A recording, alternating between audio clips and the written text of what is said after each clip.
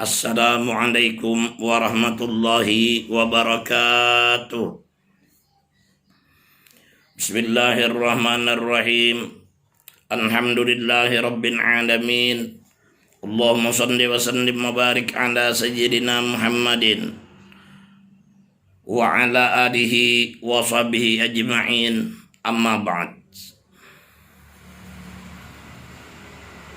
Para pendengar, shaimin shaimat dimanapun Anda berada, mudah-mudahan selalu mendapatkan rahmat, anugerah, kesehatan dan rezeki dari Allah Subhanahu wa taala yang banyak. Hari ini kita berada di bulan Ramadan, hari yang ke-6. Mudah-mudahan segala amal ibadah Ramadan yang selama ini kita lakukan selalu diterima oleh Allah Subhanahu wa taala dan mendapatkan keridhaan darinya. Amin ya rabbal alamin. Rasulullah sallallahu alaihi wasallam bersabda, Al-Qur'anu syafi'un musyaffa' wa hamilun musaddaq. Man ja'alahu amamahu qadahu ila jannah wa man ja'ala khalfahu saqahu ila nar. Al-Quran itu adalah pemberi syafaat dan pembela yang dapat dipercaya. Maka barang siapa yang menjadikan Al-Quran sebagai imamnya, Al-Quran dijadikan sebagai pembimbing dalam kehidupannya, apa kata Al-Quran itu yang dia amalkan. Wajib kata Al-Quran dia pun mengamalkan. Apa yang menjadi larangan Al-Quran dia pun menjauhi sejauh mungkin. Nah, ini namanya menjadikan Al-Quran sebagai imam. Yang namanya imam itu di depan dan untuk ditaati.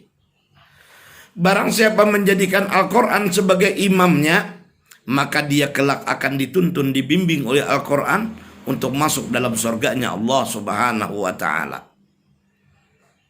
Dan barang siapa yang menjadikan Al-Quran sebagai makmumnya, dia akan diseret oleh Al-Quran untuk masuk dalam api neraka. Man ja'alahu amamahu qadahu ila jannah wa man ja'ala khalfahu saqahu ila nar.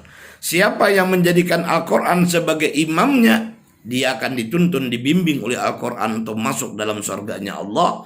Dan barang siapa yang menjadikan Al-Quran sebagai makmumnya, Al-Quran ditaruh di belakangnya, Al-Quran ditafsirkan menurut kemauan hawa nafsunya, nah ini dia akan diseret oleh Al-Quran untuk masuk dalam api neraka. Nah, oleh karena itu para pendengar sekalian, kita belajar Al-Quran bukan saja sekadar bisa membaca begitu saja, tapi upayakan supaya kita bisa mempelajari tafsirnya, mengerti hukum-hukum yang ada di dalamnya, paham maksud dan tujuannya, sehingga kita dengan demikian mudah menjadikan Al-Quran sebagai imam dalam kehidupan. Apa yang diajarkan Al-Quran itu yang kita amalkan dalam kehidupan. Apa yang dilarang oleh Al-Quran, mari kita jauhi sejauh mungkin.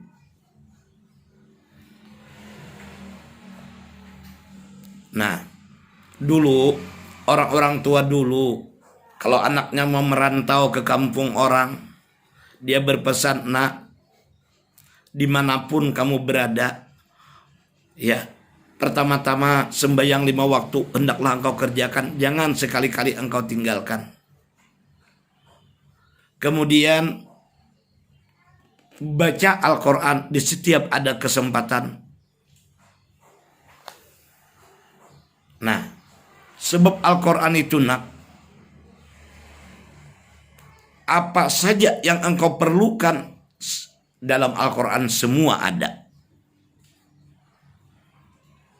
Apa saja yang kau perlukan dalam Al-Quran semuanya ada. Semua tersedia. Nah, maka si anak begitu di perantauan, dia selalu sholat, tidak pernah meninggalkan ibadah, rajin baca Al-Quran, hidupnya pun barokah, rezekinya pun mudah, ya, di mana-mana bisa diterima. Nah, ini berkat ajaran agama yang diwariskan oleh orang tuanya. Al-Quran dibacanya, sholat selalu ditunaikan dengan baik, akhirnya membawa keberkahan yang nyata dalam hidupnya. Apalagi di zaman-zaman kayak sekarang ini, mestinya anak-anak kita selalu mendekat dengan Al-Quran. Jangan salah memilih kawan, sebab salah memilih kawan akan membuat dirinya rugi. Salah memilih kawan bisa menyeret kita masuk ke dalam penjara. Salah dalam memilih kawan bisa membawa kita akan masuk dalam api neraka. Imam Syauqi berkata, Man asyaral ashrafa asya musyarrafan wa mu'asyirul arzali ghairu musyarrafin. Awalam tara jilda haqira muqabbalan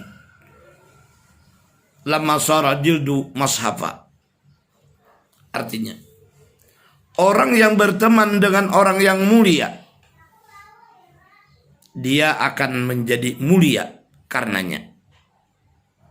Tapi orang yang bergaul, orang yang bersahabat, berteman dengan orang yang hina, dia tidak bakal mulia selamanya.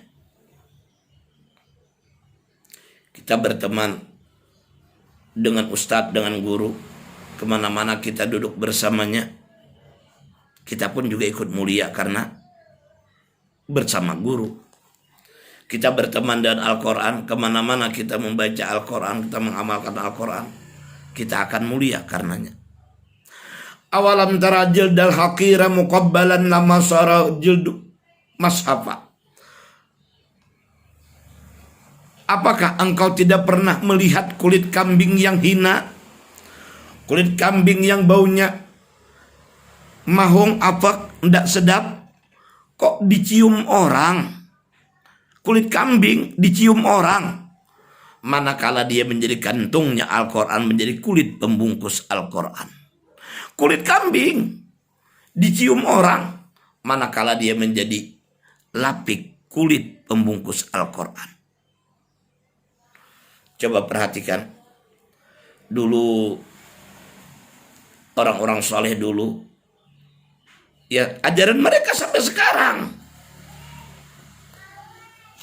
Kalau mau membaca Al-Quran, berwudu dulu, memakai pakaian yang bersih, diminyak wangi, ini kulit Al-Quran, dicium, ini kulit Al-Quran, padahal sebetulnya itu kulit kambing. Dia dicium orang karena menjadi kulit pembungkus Al-Quran. Sebelum dibaca, dipegang dengan hormat, dicium dulu, kemudian selesai membaca Al-Quran ditaruh di tempat yang tinggi dan aman. Ini Al-Quran. Kulit kambing ikut jadi mulia karena menjadi kulit pembungkus Al-Quran. Awalam tara jildal haqira muqabbalan lamma sara jildu mashafa. Apakah engkau tidak pernah melihat kulit kambing yang hina, kulit kambing yang baunya mahung, apek, dicium orang ketika dia menjadi kulit pembungkus Al-Quran? Nah, namun coba kita perhatikan, ketika kulit kambing nyepi, tidak berteman, menyendiri, dipajang, adakah orang kepingin mencium kulit kambing ketika dia menyendiri? Tidak ada. Atau ketika dia salah dalam memilih kawan, jadi beduk, jadi terbang, dipukul di setiap saat, setiap waktu mau salat dipukul orang, ketika ada acara selamatan terbang dipukul orang. Nah, begitulah hidup kita, wahai hadirin sekalian, anak-anak kita. Ketika mereka berteman dengan Al-Quran, berteman dengan kitab ajaran agama, mereka menjadi mulia. Namun ketika mereka salah dan memilih kawan, kawannya cuma minuman keras, caturan, mainan, hanya main game HP hari-hari, tidak ada berteman Al-Quran, tidak ada berteman kitab agama. Temannya cuma caturan, domino, minuman keras, mabuk-mabukan, sabu-sabu, dia akan jadi hina karena salah dalam memilih kawan. Oleh karena itu sekali lagi, mari kita bimbing anak-anak kita, keluarga-keluarga kita, agar mereka dekat dan Al-Quran dan mampu menjadikan Al-Quran sebagai pembimbing dalam hidup mereka. Mampu menjadikan Al-Quran sebagai teman dalam hidupnya. Dalam kubur akan bercahaya terang berkat Al-Quran. Kemudian lagi di padang mahsyar akan terang, akan nyaman berkat Al-Quran. Begitu pula ketika melalui titian serta mustaqim yang kecilnya bagaikan rambut, dia akan mudah lewat di sana berkat cahaya Al-Quran. Oleh karenanya, mari kita dekatkan diri kepada Allah melalui Al-Quranul Karim. Demikian, terima kasih atas segala perhatian, mohon maaf atas segala kekurangan. Wusikum wa iyaya bitaqullah faqad bazal muttaqun. Akhirul kalam, summa assalamualaikum warahmatullahi wabarakatuh.